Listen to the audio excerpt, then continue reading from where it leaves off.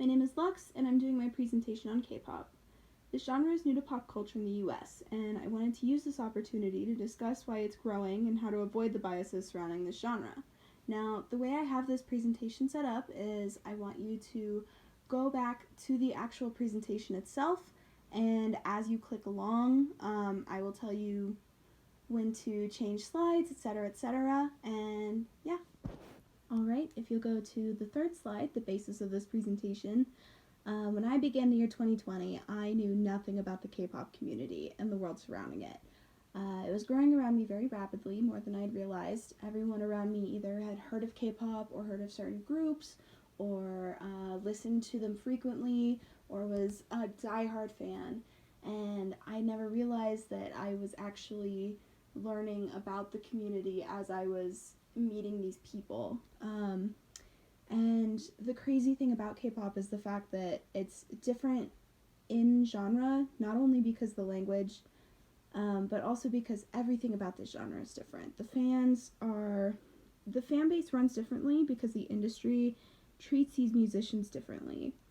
The fan base is dedicated and social with one another and are extremely loyal to these groups, unlike any other type of music. It's very interesting to witness as once was an outsider from this genre. 2020 was a huge year for K-pop. We're going to talk about why later in the presentation. And there's also a reason why K-pop has only recently become a phenomenon in the United States, and we'll talk about that later. A very big disclaimer, before I became invested in the genre, I was skeptical and avoided listening to K-pop. I followed a lot of these biases that I'm going to start talking about, and I didn't realize until I'd gotten in the genre that I had these biases. But there's a lot more to this genre than what you might think. Alright, if you'll take a look at slide 4, we're going to talk about Gangnam Style by Psy. Everyone in the United States has heard this song. It got released in 2012. It's gotten over 3 billion views on YouTube, but it also brought a bad image to K-pop's diversity.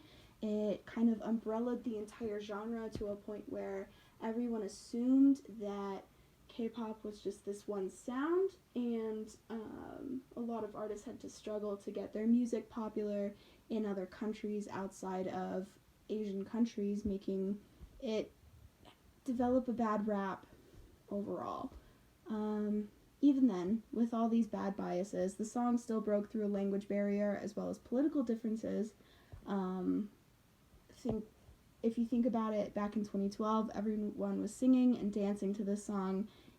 It didn't matter where you were from or what political opinions you had. It was just a song to enjoy and listen to. Starting at slide 5, we're going to talk about K-pop in the United States now. The top right picture is BTS's very recent Entertainer of the Year from Time magazine. This is a very big moment for the K-pop industry as a whole.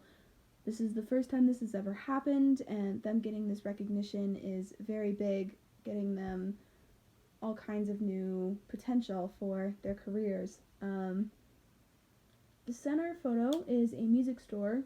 You can find most K-pop albums being sold at these, which was unheard of 10 years ago. Even when Psy's Gangnam Style came out, I was shopping at these stores and you could not find it anywhere. That it was just non-existent. Moving on to slide 6, BTS, that 7-member boy group, is the first ever K-pop group to be nominated for a Grammy Award. This is huge for the industry and is helping them make strides like never before. This group is breaking through all kinds of new barriers that we never thought they would, and so this is ginormous for the K-pop industry and is opening all kinds of doors. Their albums are even being sold at every Target and Walmart in the country, as well as Barnes & Noble. This is crazy. Why is it now, after all this time, BTS has finally helped to break biases about K-pop and starting to develop a worldwide fan base? We're going to keep talking about that. Before we do, though, let's take a look at slide 7 with different subgenres.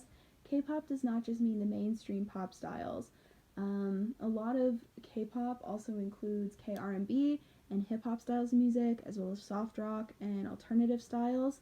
If you take a look at the R&B and hip-hop style artists, Jay Park writes a lot of his music in both Korean and English. He is fluent in English. He tours America a lot.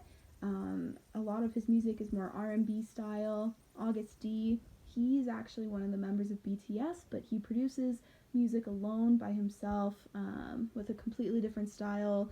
He does a lot of his own solo rap music. And then Zico, it may be helpful to also know these artists were all in K-pop boy groups before they became big in their solo careers. K-pop was a great way for them to get out there and get their music into the world. Soft rock and alternative styles.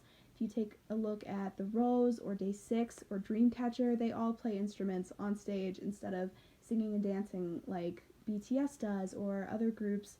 So it's not just this umbrella, but it branches out past the umbrella and gets further into other styles of music, which is super cool. If you would take a look at both of those links that are down at the bottom, you can go ahead and pause this video and we can take a look at these two different songs just to kind of get a feel for different subgenres. You're wondering, why should I care? So I'm here to tell you why on slide 8.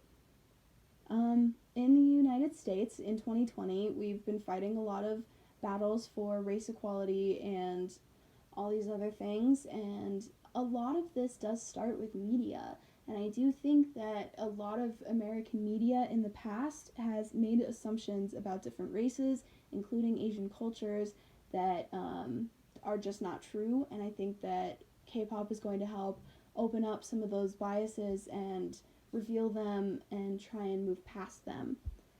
It's also become a phenomenon in the United States. BTS was the first K-pop group to perform as a musical guest on Saturday Night Live.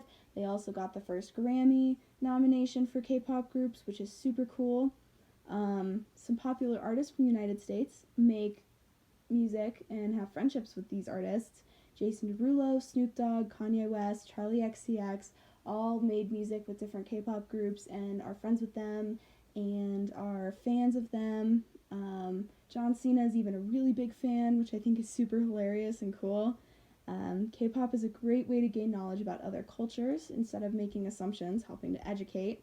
The K-pop community brings people of all kinds of backgrounds together.